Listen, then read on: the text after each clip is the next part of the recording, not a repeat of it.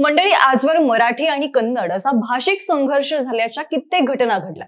त्यात आता पुन्हा एकदा महाराष्ट्र आणि कर्नाटक मधील तणाव वाढण्याची शक्यता वर्तवली जाते। एकीकडे कर्नाटक एसटी महामंडळाच्या कंडक्टरला मराठी येत नसल्याने त्याला मारहाण झाल्याचा आरोप कर्नाटकातील त्या कंडक्टरने केलाय, तर दुसरीकडे कर्नाटकमध्येच महाराष्ट्र एसटी महामंडळाच्या ड्रायव्हरला कन्नड येत नसल्याने मारहाण करण्यात आली आहे। या दोन्ही घटना घडल्यानंतर आता महाराष्ट्रातून मोठ्या प्रमाणावरती नाराजी व्यक्त केली जाते। त्यामध्ये पुण्यामध्ये शिवसेना उद्धव ठाकरे गटाकडून लक्ष्मी नारायण पार्किंग येथे कर्नाटकातील बस गाड्यांना काळं फासत कर्नाटक सरकारला तंबी देण्यात आली आहे। पण या घटनेची माहिती अगोदरच पोलिसांना मिळाली असल्यामुळे तिथे कोणताही अनर्थ घडला नाही। पोलिसांनी अगोदरच कडेकोट बंदोबस्त लावलेला होता, मात्र तरी सुद्धा शिवसेनेच्या काही कार्यकर्त्यांनी घुसखोरी करत कर्नाटक सरकारच्या गाड्यांना काळं फासून मराठी माणसाला मारहाण केल्याचा निषेध व्यक्त केलाय।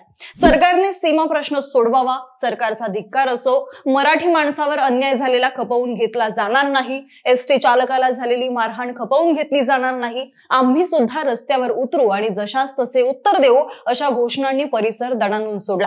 काही वेळानंतर कार्यकर्ते आक्रमक झाल्याने पोलीस उपायुक्त स्मार्तना पाटील घटनास्थळी दाखल झाले आणि त्यांनी आंदोलकांना ताब्यात घेतलं।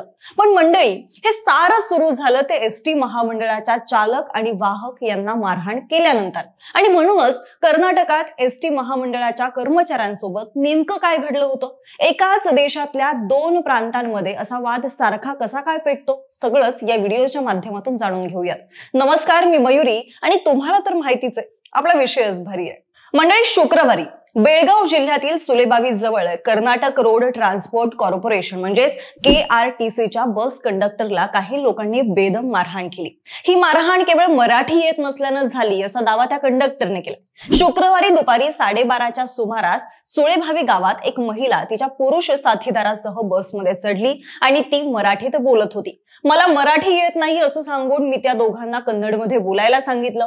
मला मराठी येत नाही असं सांगताच त्या महिलेने मला शिवीगाळ करून मराठी शिकावं लागेल असं सांगितलं।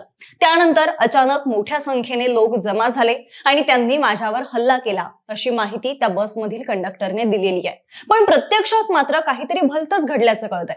मंडळी, हे प्रकरण ज्या ठिकाणी घडलं त्या ठिकाणी एक मुलगी आणि एक मुलगा CBT इथून बाळेकुंद्रीकडे जात होतो। त्यावेळी त्यातील मुलीने बाळेकुंद्रीपर्यंतची 2 तिकीटं मागितली, पण कंडक्टरने शक्ती योजनेतून ती दोन्ही तिकीटं मोफत दिली। हे ज्यावेळी त्या कंडक्टरला लक्षात आलं त्यावेळी मात्र त्याने त्याची चूक झाकण्याचा प्रयत्न केला आणि त्या मुलीशी वाद घालायला सुरुवात केली।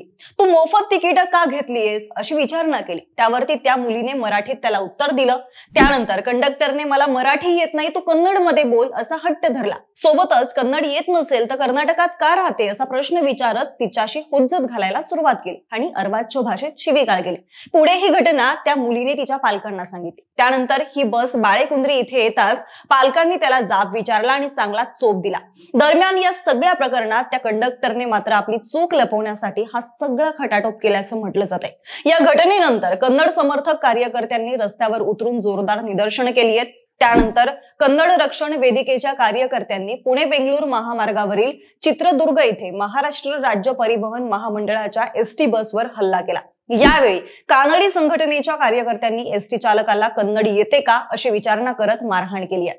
त्यानंतर चालकाला आणि बसला कन्नड रक्षक वेदिकेच्या कार्यकर्त्यांनी काळं फासलं। या सगळ्या प्रकरणानंतर आता कानडी कंडक्टरने केलेला गुन्हा लपवण्यासाठी कानडी संघटनांकडून मराठी भाषिकांना टार्गेट करण्यात आले। सीमा भागातील महाराष्ट्र एकीकरण युवा समितीचे अध्यक्ष शुभम शेळके यांनी या सगळ्या प्रकरणाबाबत व्हिडिओ पोस्ट करून माहिती दिली आहे। काल बेळगावमध्ये मारहाळ गावाच्या आसपास बसमध्ये अल्पवयीन भाऊ बहीण प्रवास करत होते।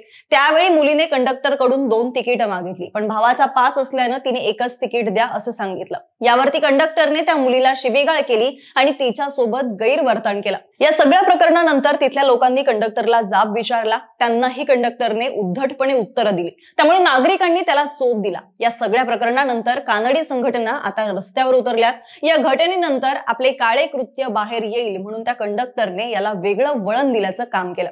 कंडक्टरने मला मराठी बोलता येत नाही असं म्हटल्यानंतर लोकांनी मारहाण केली असं सांगितलंय।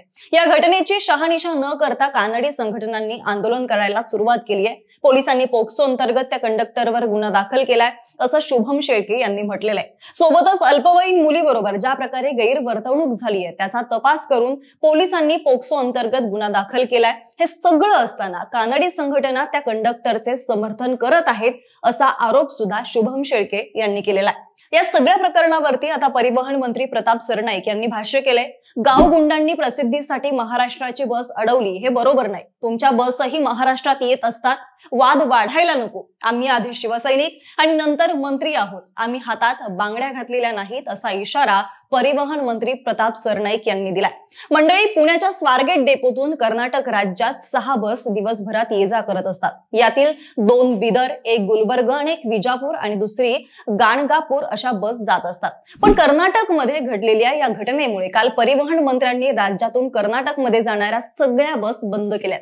परिवहन मंत्री प्रताप सरनाईक यांनी त्याबद्दलचे आदेशच दिलेले आहेत। ही सेवा केवळ कोल्हापुरातच नाही तर राज्यातील सर्वच आगारातून कर्नाटकात जाणारी बस सेवा बंद केलेली आहे, थांबवलेली आहे आणि त्यामुळेच महाराष्ट्रातून कर्नाटकात जाणाऱ्या प्रवाशांचे हाल मात्र होत आहेत। आता या घटनेचे अनेक फोटो आणि व्हिडिओ सोशल मीडियावरती मात्र व्हायरल होत आहेत आणि त्यामुळेच लोकांमध्ये प्रचंड असा संताप बघायला मिळतोय। पण मंडळी, अशा सातत्याने होणाऱ्या मराठी आणि कन्नड भाषिक संघर्षावरती तुमचं नेमकं काय मत आहे ते आम्हाला खाली कमेंट बॉक्समध्ये जरूर कळवा। व्हिडिओ आवडला असेल तर लाईक करा, शेअर करा, सोबतच आमच्या विशेष भारी YouTube चॅनलला सबस्क्राइब करायला विसरू नका।